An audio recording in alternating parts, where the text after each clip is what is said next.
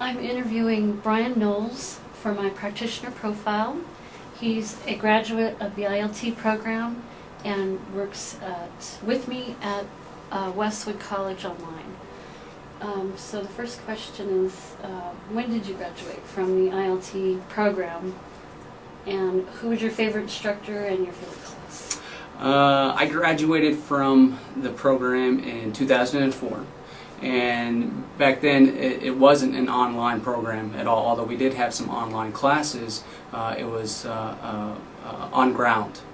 We still had the cohorts, and I think probably a lot of the classes are the same, but that was the distinct difference between it was on ground versus online.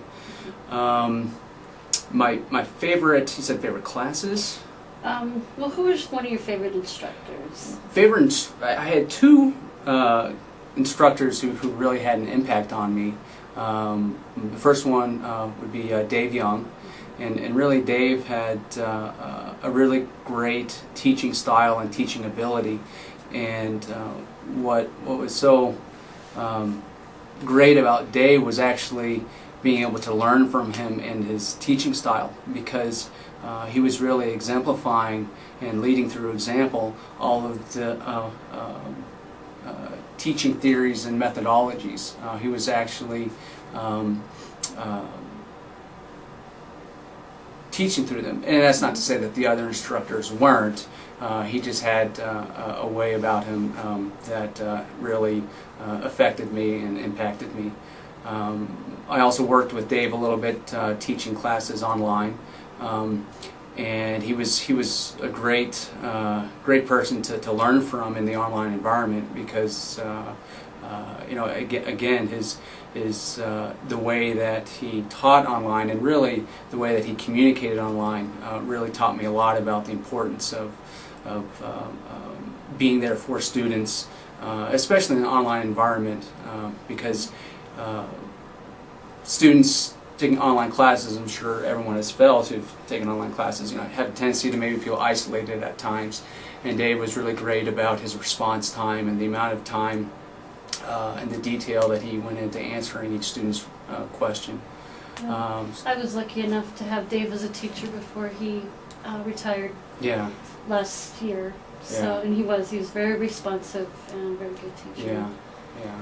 So, what was one of your favorite classes? I would say the final capstone class, and I can't remember the actual course title and course code, but it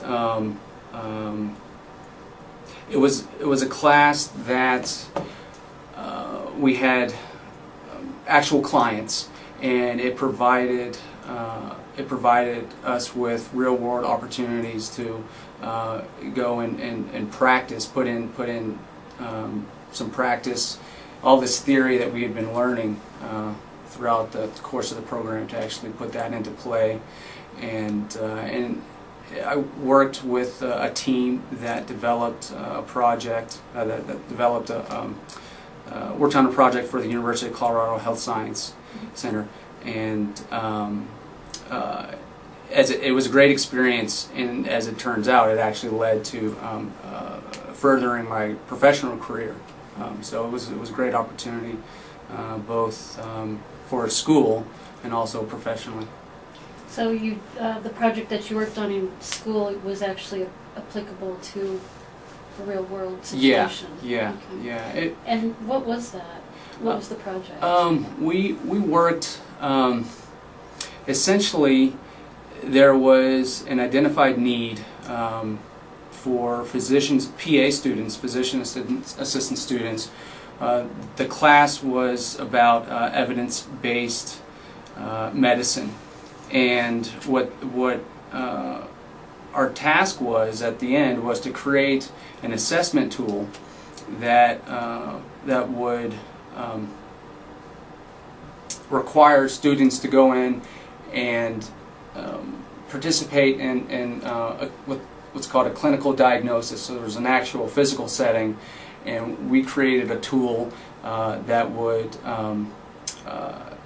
present publications to them after they made their initial diagnosis, and then they would use the tool and would be asked then whether or not they would change their primary diagnosis based off of the publications or journal articles that were presented to them. So it was a tool that it was a really fantastic project to work on, because it blended a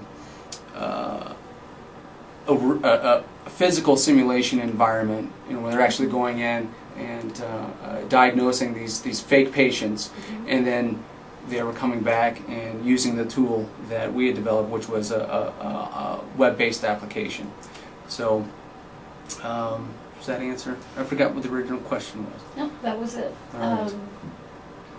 So, after you left the program, what was the first thing that you did, career-wise? Well, career-wise, when I was going through the program, I actually started working for Storage Tech, working in their e-learning department. But shortly after the program ended, I started to do more consulting work and working for myself. And now you had your own company. Right, so. right. And I started my own company called Brainware Interactive. And going back to the Capstone project, and the relationship that I built through that project really was a catalyst and opened up a lot of opportunities for me, both with the University of Colorado Health Science Center, but also with the Association of Physician Assistants, which led to other projects for some nonprofits, but I would say the biggest client ended up being the Center for Disease Control. In all the projects that I worked on were building web-based applications, working with subject matter experts and instructional designers. Sometimes I would be the role of both instructional designer and also developer, designer on the front end, on the web-based end. But it was a great opportunity for me to kind of work still individually when I had specific roles, but also work as a team, or as a part of a team, be it working with subject matter experts or instructional designers. Yeah, it was a great opportunity, a great experience. And then from there, do you want me to keep? Yeah, I was going to say that's not what you were doing right before Westwood, right? No, no. So, where did you go after that? I was the district webmaster for the Cherry Creek School District. So I worked in their Office of Instructional Technology, and I wore multiple hats, had a number of different responsibilities. Part of it was maintaining the district website and managing all the individual school webmasters, supporting their job as webmasters for the individual schools. I also was responsible for maintaining and updating the servers. And then another big part of the job was working with technology coordinators. We would work together to facilitate and deliver instructional technologies that would help the district community, either in communication or finding ways to implement technology into the curriculum, whether it be blogs and wikis, or iPods, not iPods, but podcasts, videocasts. So they would essentially come to me saying, hey, we're thinking about this idea, and then we would work together to find ways to make it happen. So that was a big part of the job as well. So, and then that's what I was doing right before I came here.